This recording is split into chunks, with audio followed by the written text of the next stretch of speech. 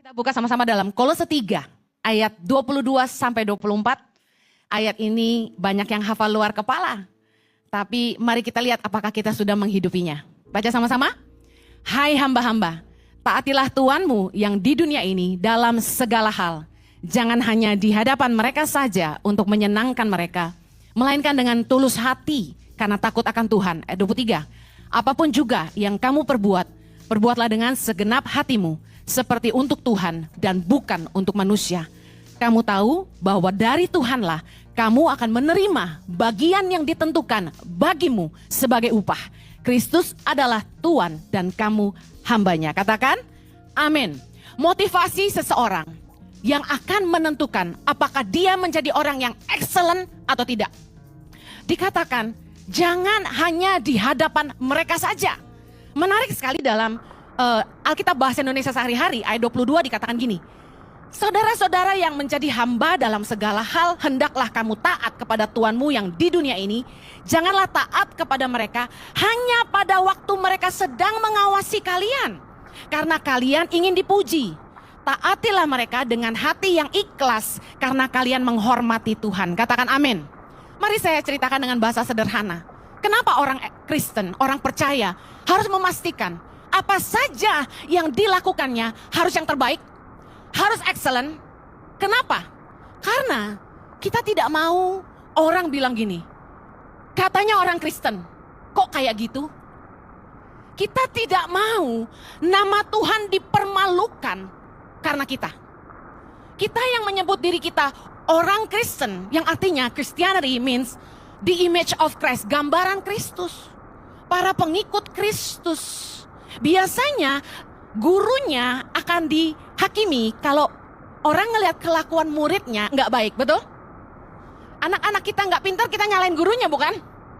Well, kalau kita punya kesadaran, saya harus selalu memberikan yang terbaik supaya Tuhan jangan dipermalukan dalam hidup saya. Motivasi inilah yang akan membuat kita selalu menjadi excellent. Katakan amin. Mental orang yang gak excellent tuh ini. Nomor 1 tadi dibilang gini, kerja harus diawasin baru rajin. Kalau gak ada kucing, tikus berpesta pora. Ibaratnya, saya sih bukan kucing dan staf-staf bukan tikus. Kita harus punya mental excellent dengan motivasi, ada gak ada bos kita lakukan yang terbaik. Dilihat atau tidak dilihat orang, kita tetap lakukan yang terbaik. Karena saya kasih tahu, buah dari karya kita itu akan muncul satu hari nanti. Entah Anda melakukan yang terbaik, dilihat tidak dilihat orang, akan ketahuan nanti. Sama kita digosipin orang, diomongin jelek apapun, Anda diam aja. Saya kasih tahu, karya kita akan bicara. Katakan amin. Kerja harus diawasi orang-orang yang gak excellent. Kemudian kerja harus disuruh-suruh, nunggu diperintah. Gak bisa mimpin diri sendiri. Ini orang-orang yang gak excellent. Siapa di sini yang begitu? Jangan angkat tangan. Kalau bos gak ada, bos gak masuk hari ini, puji Tuhan, mulai keluarin HP, selfie dulu. Lupa pakai lipstick. Pakai lipstick dulu, selfie. Dari angle ini jidatnya kegedean, geser turun. Dari bawah double chin. Sibuk selfie, upload sosial media. Emang Bu Heni doang yang bisa bikin quote? Kita juga bisa. Alisnya miring dikit, dandan dulu. Udah kelar, ke meja temen. Lu kemana bro, ntar malam bro? Lagi ada film baru, Kandara gitu. Kita nonton yang nanti malam, mulai ngerjain yang gak penting-penting. Scrolling, kepo-kepoin Instagram orang. I mean, why do you care gitu kan? Kebanyakan like. Jangan di like yang ini, hapus lagi. Ngabisin waktu di tempat kerja. Ada di sini? Gak ada. Di sini rajin semuanya, betul nggak? Bos nggak ada, kebetulan film Korea semalam belum habis. Untung gue bawa laptop katanya gitu, nonton lagi. Banyak orang yang kalau nggak diawasin bosnya nggak kerja, nggak ada bosnya nggak ngantor. Sampai-sampai harus dipasang alat absensi sidik jari. Saya berharap nih para full timer ICI, janganlah sampai harus pasang alat absensi sidik jari ya. Itu kan berarti Anda kerja harus diawasi. Saya bilang, kalau kita jadi hamba Tuhan, gak bisa jadi teladan. jangan jadi hamba Tuhan. Karena kita bawa nama Tuhan. Kalau kita excellent, kerja nggak usah disuruh. Kita ngerti tanggung jawab kita. Nggak usah dipaksa-paksa. Amsal 12 ayat 24 berkata gini, tangan orang rajin memegang kekuasaan. Tapi kemalasan mengakibatkan kerja paksa. Apa artinya? Orang rajin itu memimpin dirinya sendiri. Dia nggak usah disuruh, dia tahu begitu nyampe kantor dia mesti kerja apa. Bahkan bangun tidur hari itu dia tahu hari ini dia akan ngapain. Dia mimpin dirinya sendiri. Orang yang rajin nggak perlu diperintah-perintah, nggak perlu ditendang dari belakang baru kerja. Dia tahu apa yang dia harus lakukan, memegang kekuasaan. Tapi orang yang malas, dikatakan firman Tuhan, mengakibatkan kerja paksa. Yang kayak gini nih, bangun tidur, wah alarm cepet banget sih. What is this? Monday? I hate Monday. Jadi terpaksa, bangun tidur aja terpaksa. Pergi ke tempat kerja. Jakarta emang macet. Emang gitu. Jadi terpaksa, hidupnya kayak menderita. Ngeluh melulu. Kerja udah 10 tahun, gaji gak naik-naik. Dia ke Israel mulu, gua gak diajak. Enggak sih, staff kita gak gitu. Mereka tahu mereka semua dalam antrian ke Israel. Kita mulai ngeluh. Kerja harus disuruh-suruh. Kemarin saya suruh kamu kerja, udah selesai. Oh iya, lupa. Alasannya, lupa. Orang yang tidak excellent, kerja harus dipaksa, dimarahin. Mana target minggu lalu? Kenapa belum selesai? Kalau kamu tidak bisa diandalkan, saya harus ngandalin siapa? Dimarah-marahin sama bosnya. Ada gurauan. Aduh, saya sih gak mau ke gereja Bu Heni. Kenapa? Di rumah bini galak, marah-marah mulu. Di tempat kerja, bosnya galak, marah-marah mulu. Masa gue ke gereja dimarahin lagi katanya? Saya udah manis belum sekarang? Udah jinak belum? Aduh, kasihan sih. Saya jadi merenung loh. Iya ya, kasihan loh. Pengennya kan Sunday, happy Sunday ya kan? Dimarahin di gereja. Habis kalau nggak dimarahin kalian tidur sih, ya kan? Saya udah ngomong kenceng gini aja, tahu nggak di depan mata saya ada aja 1-2 yang, gue betet juga nih, ya kan? Orang yang excellent, nggak ada atasan, akan menjalankan tanggung jawabnya dengan baik, mencapai target, bahkan lebih. Kerja itu nggak boleh karena cari muka, istilahnya gitu. Motivasi hati kita penting. Kerja bukan buat cari muka. Kerja itu karena kita takut akan Tuhan. Kan apa artinya kerjalah dengan tulus, karena engkau menghormati Tuhan, karena takut akan Tuhan. Adalah gini, Anda tahu bosmu tidak lihat, tapi Tuhan lihat. Upahnya dari siapa kata firman Tuhan? Kalau 3:24 jelas mengatakan, kita tahu upah itu dari Tuhan. Tuhan yang menentukan bagian yang jadi upah kita. Kerja seperti untuk Tuhan. Standar atau ukuran yang kita harus pegang. Dikatakan gini, apapun juga yang kamu perbuat, perbuatlah dengan segenap hatimu. Segenap hati, sungguh-sungguh. Seperti untuk Tuhan dan bukan untuk manusia. Artinya gini, ada standar orang-orang excellent, dia akan lakukan selalu yang terbaik. Only the best, katakan only the best. Enggak kurang dari itu. Orang mau bertamu di rumah Anda pastikan, Anda bersihin rumah dong. Cuci toilet dong. Ada orang udah bilang, saya ke rumah ya. Boleh gak nginep di rumah malam ini? Oh ya boleh. Kamar tamu langsung bersihin dong. Ganti spray baru dong. Langsung pastikan toilet bersih dan wangi dong. Itu giving the best. Ada orang-orang yang, ya siapa suruh lu datang nginep? Ya terima aja apa adanya. Spray, dicium dikit. Bau sumpah dikit, gak apa-apa lah. Tepok, semprot-semprot, kiss spray. Orang gak kasih yang terbaik. Anda bisa punya 2 pilihan. Anda selalu memberi yang terbaik, atau Anda tidak memberikan yang terbaik sama sekali. Gak ada in between. Firman Tuhan mengajarkan kita, orang yang takut akan Tuhan, dia tahu, meskipun orang gak tahu, Tuhan tahu. Itu takut akan Tuhan. Kita akan selalu memberikan yang terbaik, seperti untuk Tuhan. Only the best. Satu kali saya pernah bawa leader-leader Tangan Pengharapan. Kami itu setahun sekali ada annual national meeting. Kami bawa mereka ke Bandung. Jadi kami retret di Bandung 1 minggu. Kemudian pulang ke Jakarta. Kami sudah pesan sama panitia, tim-tim kami, tolong siapkan hotel di Jakarta. Jadi supaya kita sampai di Jakarta tuh sudah malam. Pastikan kamar hotel sudah siap. Karena mereka pasti lelah sekali. Tiba-tiba sampai di Jakarta. Apa yang terjadi?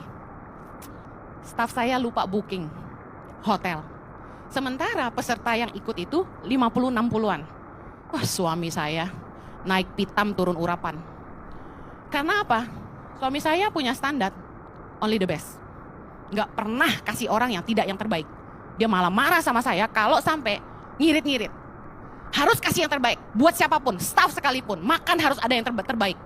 Di asrama kami bikin menu sederhana dan mewah bahasanya. Mewah itu ada dagingnya, ayam, ikan, telur, daging sapi, babi, dan lain-lain, bebek dan lain-lain. Tapi yang sederhana artinya jamur goreng, tempe, tahu, dan sayur tentunya. Suami saya bilang gini, menu sederhana malam, menu mewah siang, karena siang ada staff. Semua staff harus dikasih makan daging tiap hari. Saya bilang hati-hati loh nanti mereka kedagingan. Tapi Anda bisa tahu standar suamiku harus selalu yang terbaik. Kasih orang harus yang terbaik, gak boleh bekas. Wah, dia marah sekali kalau misalnya, misalnya bekas itu ya. Misalnya makanan kali ya, kita lagi makan, misalnya saya sama Tasya, kami kan cukup dekat. Saya tahu Tasya udah seperti adik sama saya.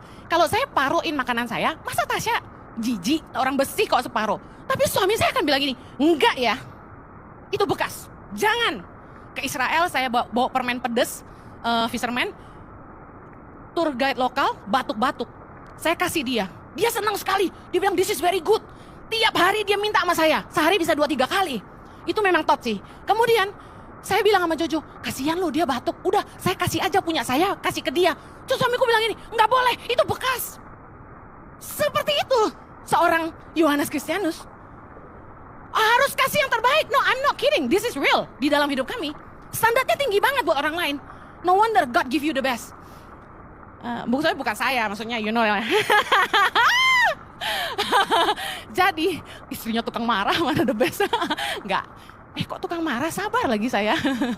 Anyway, Tuhan itu mau kita lakukan apapun buat orang lain harus yang terbaik.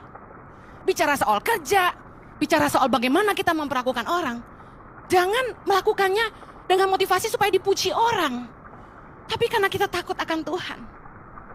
Roma 12 ayat 1-2 berkata gini, saudara kami, demi kemurahan Allah, aku menasihatkan kamu supaya kamu mempersembahkan tubuhmu sebagai persembahan yang hidup, yang kudus, dan yang berkenan kepada Allah. Itu adalah ibadahmu yang sejati. Katakan amin. Kemudian ada yang kedua bilang ini, janganlah kamu menjadi serupa dengan dunia ini, tetapi berubahlah oleh pembaharuan budimu, sehingga kamu dapat membedakan manakah kehendak Allah. Apa kehendak Allah? Lihat, apa yang baik, yang berkenan kepada Allah, dan yang sempurna. Dengar baik, hidup kita adalah ibadah. Apa saja yang kita lakukan di hidup ini adalah ibadah kepada Allah.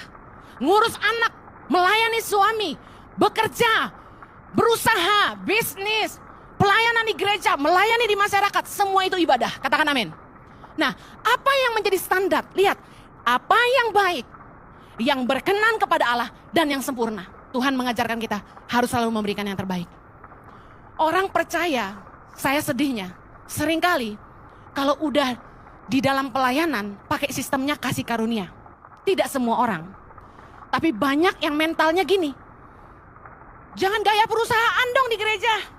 Karena perusahaan itu kan ada strict, ada SOP-nya, ya, ada targetnya.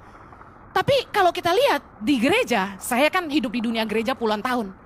Sistemnya tuh kasih karunia, meaning what? Kebanyakan anak-anak Tuhan itu, ya kalau saya bisa ya, masa pelayanan dimarahin? Kita di sini kan suka rela, volunteer. Terus sering saya dengar kata-kata ini, jangan gitu-gitu amat lah, kita kan pada nggak dibayar.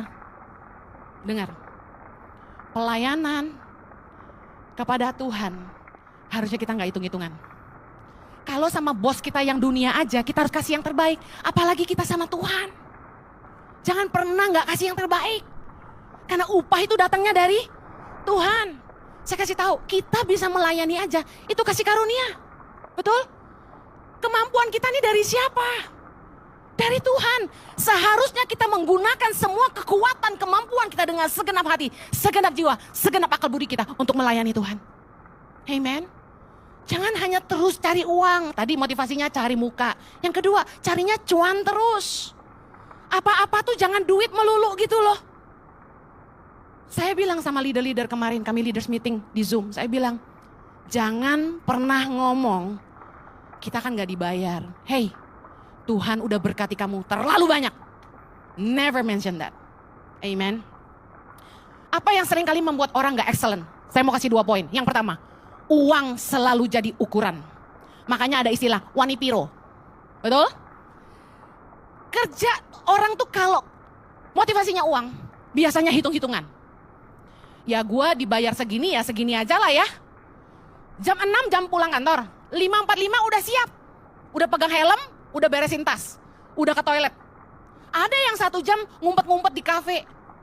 Ada. Supaya tank langsung go. Go. Kerja hitung-hitungan. Loh, overtime gak dibayar, ngapain overtime? Gitu kan biasanya. Yesus mengajarkan kita. Kita harus doing extra miles. Matius 5 ayat 41. Yesus bilang apa? Dan siapapun yang memaksa engkau berjalan sejauh 1 mil, berjalanlah bersama dia sejauh 2 mil. Yesus ngajarin kita, kalau kamu digaji 3,5 juta, bekerjalah seperti kamu digaji 7 juta. Kalau kamu digaji 5 juta, bekerjalah seolah-olah kamu digaji 10 juta. Kalau kamu digaji 10 juta, bekerjalah seolah-olah gajimu 20 juta. Saya kasih tahu, dalam perpuluhan pun saya sama suami lakukan yang sama. Seolah-olah saya punya penghasilan segitu. Saya selalu menabur, tidak pernah pikir-pikir, tidak pernah hitung-hitung sama Tuhan. Kita harus selalu doing extra mile dalam segala sesuatu. Apa yang terjadi? Tuhan selalu memberkati lebih. Dengar baik, orang kalau kerjanya tuh selalu hitung-hitungan, saya kasih tahu, kamu tidak akan maju. Hidupmu akan cuma segitu. Saya tiap kali ditanya sama orang, Bu Heni maaf, kalau ngundang Bu Heni fee-nya berapa ya? Saya heran hamba Tuhan ditanya gitu. Mungkin ada yang begitu, saya nggak biasa. Saya nggak pernah mention uang, nggak pernah. Nggak dibayar pun saya datang. Kalau memang Tuhan izinin saya melayani, 1 orang pun saya layani. Saya bilang nggak usah tanya uang. Ada suami istri yang konseling sama saya, minta dilayani pribadi, tanya sama saya. Apa yang kami bisa kontribusi buat Ici? Saya bilang enggak usah. Saya melayani sebagai hamba Tuhan. Kalau Anda tergerak, Tuhan taruh di hati Anda untuk menabur buat gereja ini silakan. Tapi saya tidak akan pernah minta apa-apa. Kita enggak perlu hitung-hitungan dalam pelayanan. Lakukan seperti untuk Tuhan dan bukan untuk manusia. Dan kita tahu bahwa upah itu yang menentukan Tuhan, bukan manusia. Amen. Jangan taruh imanmu pada slip gajimu. Kerja nggak usah hitung-hitungan, memberi jangan hitung-hitungan. Aduh, udah lebih dari 10% nih gue ngasih nih. Udah lebih dari perpuluhan nih. Saya kasih tahu. Saya memberi sama suami saya. Itu lebih dari 30%. Kami beri 40%. Dan dari kami sangat muda, dari gaji sangat kecil. Dan Tuhan terus berkati kami lebih. Kalau orang suka ngomongin kita, enak banget dia keluar negeri. Saya kasih tahu, saya pergi tiket dibayarin. Kalaupun saya pergi, pakai poin. Tuhan itu luar biasa. Kalau kita nabur buat Tuhan, saya kasih tahu, mungkin baliknya bukan cash. Tapi tiba-tiba orang ngasih kami tiket sekeluarga ke Amerika. Gimana tuh? Kalau diduitin jadi berapa? Saya nggak paham. Karena belum pernah. Beli tiket ke Amerika belum pernah. Dibeliin terus sama orang. Saya kasih tahu, kita nggak perlu hitung-hitungan sama Tuhan. Kita harus yakin iman kita itu sama Tuhan. Kita lakukan yang terbaik seperti untuk Tuhan. Dan upahnya datang dari Tuhan. Katakan amin. Apa yang seringkali membuat orang nggak excellent? Tadi saya katakan, uang jadi ukuran, orang hitung-hitungan. Yang kedua, ngejar keuntungan, mengorbankan hubungan. Anda tahu, hubungan itu lebih mahal dari uang. Katakan amin.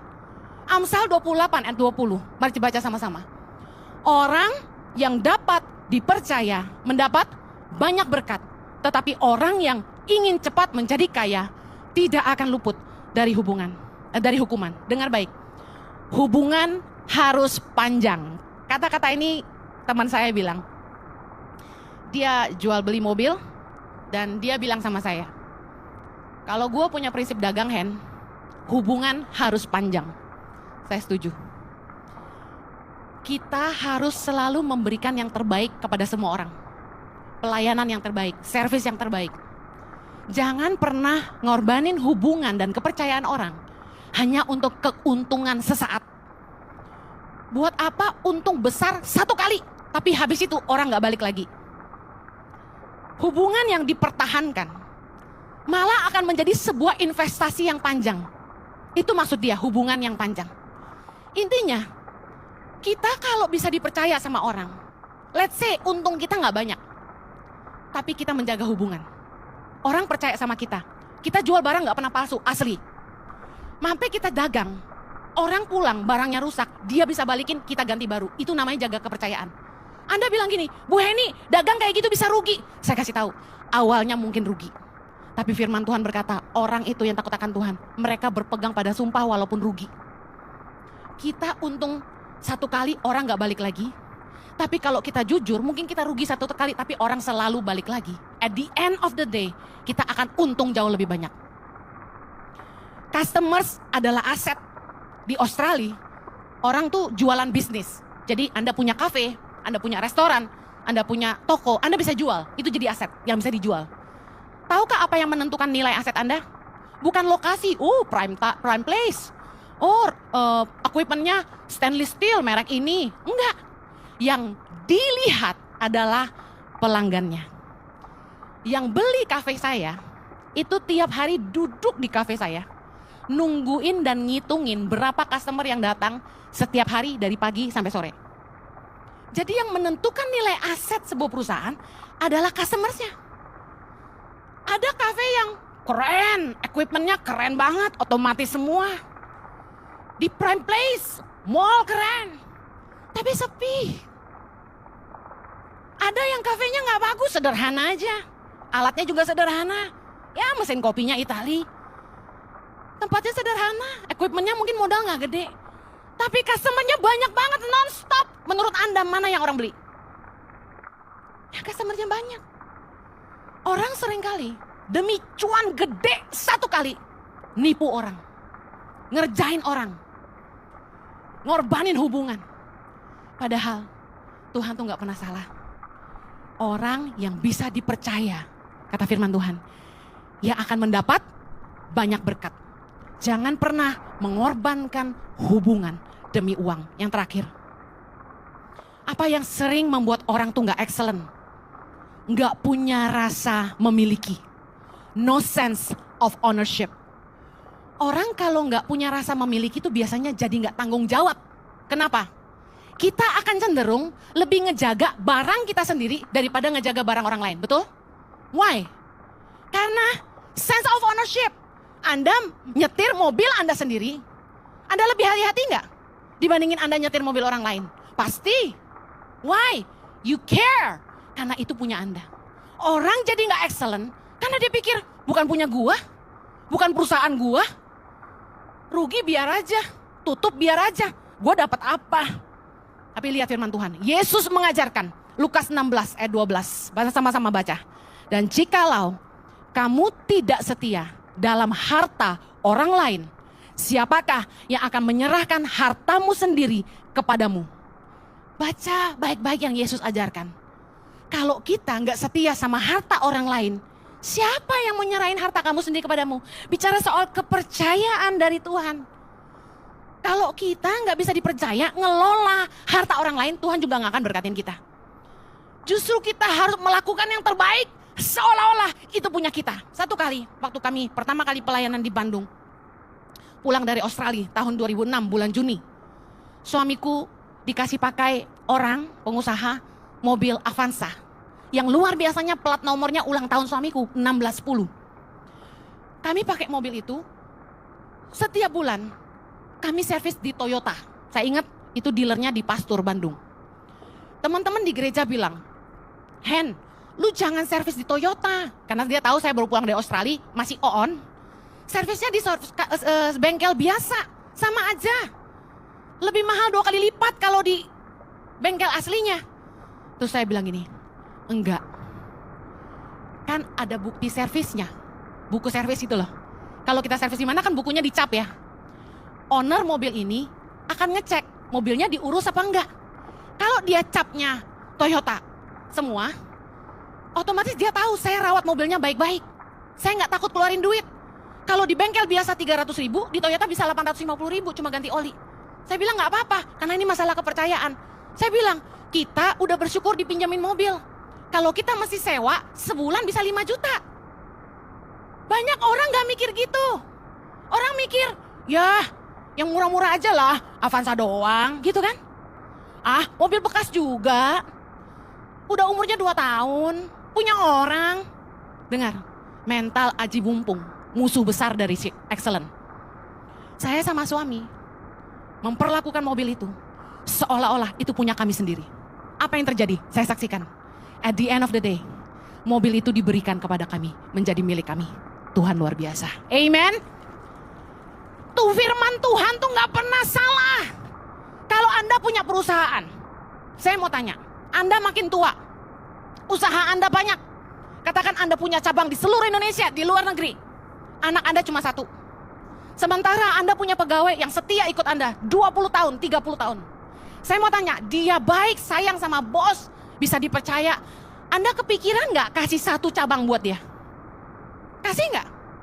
Kalau pelit sih gak kasih. Saya jamin, orang yang rakus duit gak bakal kasih. Tapi saya akan kasih. Kenapa? Selama ini, dia yang bikin kita kaya. Kita udah tua, harta juga gak bisa dibawa ke sorga. Kecuali taburan kita. Mending gua tabur buat orang-orang, biar ikut ke sorga taburannya. Satu-satunya jalan bawa harta ke sorga, baca Yesus bilang apa? Taburlah, berilah sedekah. Kamu akan mengumpulkan harta di sorga. Yang ngengat dan karat tidak bisa merusaknya. Baca kata-kata Yesus. Kalau saya jadi Anda, punya perusahaan banyak. Anakmu dikasih 5 aja udah bagus bertahan. Sementara dia gak pernah kerja. Yang kerja, yang ngerti ngelola ada. Kasih ke anak 5, habis mungkin sisa 1. Yang pegang 1 karena bisa ngelola, dia bakal punya 10. Saya mau tanya, kalau Anda punya uang 1 M, Anda akan investasi A, orang yang baru mulai usaha, atau B, Anda akan titipkan kepada orang yang sudah berhasil dan jamin akan memberi keuntungan buat Anda. Anda titipkan ke siapa? B, exactly, firman Tuhan berkata, Matius 25 ayat 28. Sebab itu, ambillah talenta itu daripadanya dan berikanlah kepada orang yang mempunyai 10 talenta itu. Ingat, yang punya 1 talenta gak menjalankan, dikasih yang punya 10. 5 jadi 5. 5 tambah 5 jadi 10. Ayat 29. Karena setiap orang yang mempunyai, kepadanya akan diberi, sehingga ia berkelimpahan. Tetapi siapa yang tidak mempunyai, apapun juga yang ada padanya akan diambil daripadanya. Bicara apa? Kepada yang paling bisa dipercaya untuk mengelola, Tuhan akan mempercayakan lebih. Saya tidak akan menyerahkan gereja ini satu hari nanti kepada orang yang tidak bisa menjalankannya dengan nilai yang sama. Ini gereja Tuhan. Saya tidak akan turunkan ke anak saya kalau bukan panggilannya dia. Emangnya kerajaan. Kalau memang Excel, Chloe, Zoe tidak dapat panggilan jadi gembala, saya tidak akan berikan sama mereka. Ini bukan aset, ini pekerjaan Tuhan. Kita harus berikan kepada orang yang punya hati yang sama. Hati buat jiwa-jiwa, hati buat Tuhan, hati buat Indonesia.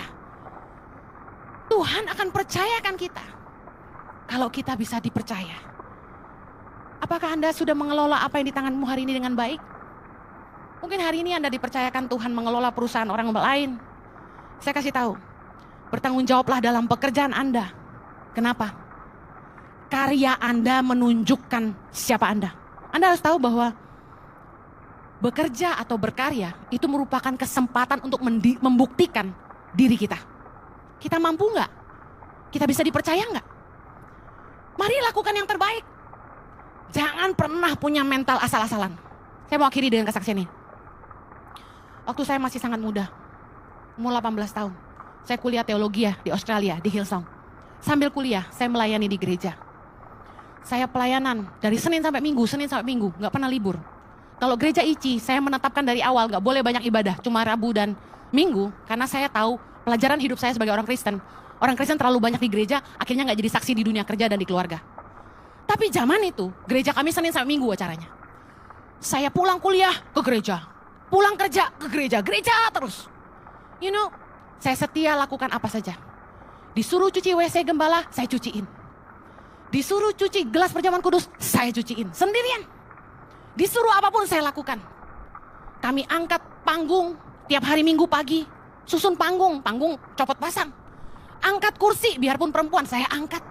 Saya susun. Suami saya juga gitu. Angkat sound system, speaker. Kita lakukan semuanya. You know, kami perlakukan seolah-olah itu gereja kami. Saya merasa memiliki. Ini gereja saya gitu. Saya lakukan dengan sungguh-sungguh seperti untuk Tuhan. Saya bukan lakukan itu untuk manusia, saya lakukan untuk Tuhan. Dan apa yang terjadi? Tuhanlah yang menentukan bagian yang jadi upah kita. Hari ini Tuhan percayakan gerejanya bagi kami. Yang nilainya, jumlahnya jauh lebih besar daripada gereja gembala saya dulu. Kalau kita bisa dipercaya Tuhan, ngelola harta orang lain. Apa yang bukan milik kita dengan setia. Tuhan akan mempercayakan kepada kita harta kita yang sesungguhnya. Hari ini saya bersyukur kalau Tuhan mempercayakan jiwa-jiwa dalam pelayanan kami. Saya diingatkan Tuhan kemarin, saya share di leaders. Karena saya nabur, saya berikan yang terbaik. Mungkin kalau zaman sekarang, pengerja suruh cuci WC di rumah saya bisa marah. Tapi saya lakukan dulu dengan setia. Angkat-angkat kursi, tidak pernah hitungan. Full time selama di gereja. Kami tidak pernah libur. Day off-nya full time gereja itu Senin. Saya sama Jojo belum nikah. Kami merintis komsel di luar kota. Bensin tidak diganti.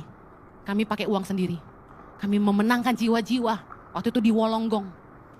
Dingin, jauh. Kami menangkan jiwa-jiwa. Kami pergi lagi ke Campbelltown. Kalau yang ngerti Sydney. Luar kota. Gereja tidak pernah kasih bensin. Gereja tidak pernah kasih uang makan. Kami layani jiwa-jiwa dengan setia. Kami perlakukan itu untuk Tuhan. Dan bukan untuk manusia. Dan saya kasih tahu. Kalau hari ini Anda lihat. Oh, Bu Heni dikenal orang banyak. Oh, Pak Jojo dipercaya Tuhan gereja. Puji Tuhan. Banyak yang Tuhan percayakan. Saya cuma lihat. Tuhan genapi janjinya kalau kita setia dan selalu memberikan yang terbaik bagi dia. Amin. Amin. Yang mau memberikan yang terbaik buat Tuhan katakan amin.